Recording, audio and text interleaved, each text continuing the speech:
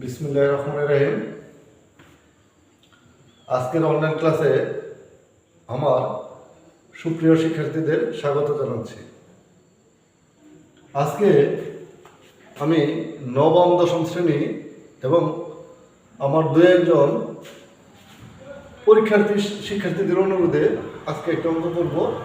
এটা হচ্ছে √3 এবং 4 এর মধ্যে দুইটি অমূলক সংখ্যা নির্ণয় করো। কি? √3 এবং 4 এর মধ্যে দুইটি অমূলক সংখ্যা নির্ণয় করো। আচ্ছা, আমরা সমাধান করার জন্য শুরু করি।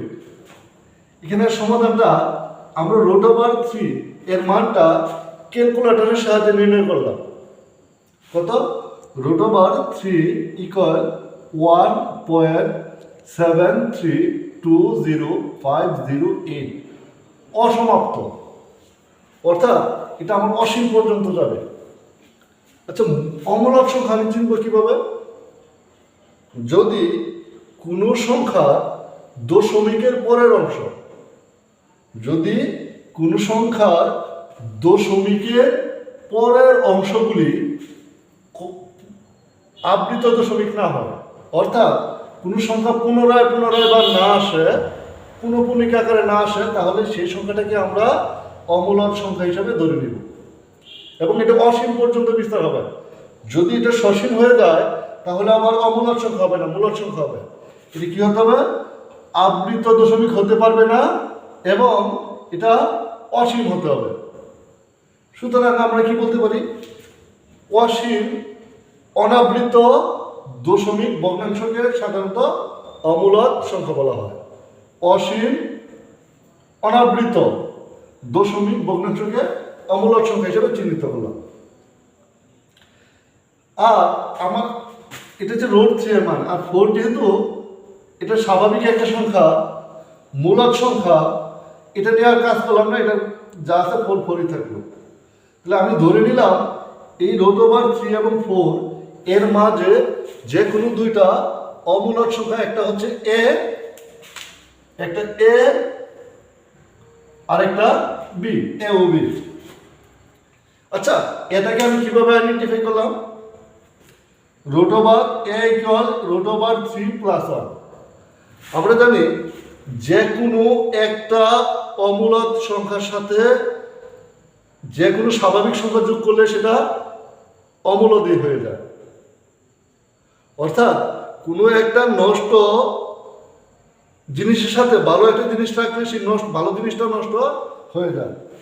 তাহলে এই √3টা যেহেতু অমূলক সংখ্যা, অর্থাৎ এটা অনাবৃত এবং অসীম দশমিক, সুতরাং এটা একটা অমূলক সংখ্যা। এই অমূলক সংখ্যার সাথে 1 যোগ করলাম। 1 যোগ করার সাথে সাথে কত হলো?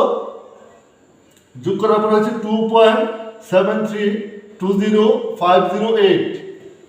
এটা আমার অসীম এবং অনাবৃত, সুতরাং এই অংশটা অমূলক সংখ্যা এবং এটা 4 থেকে ছোট।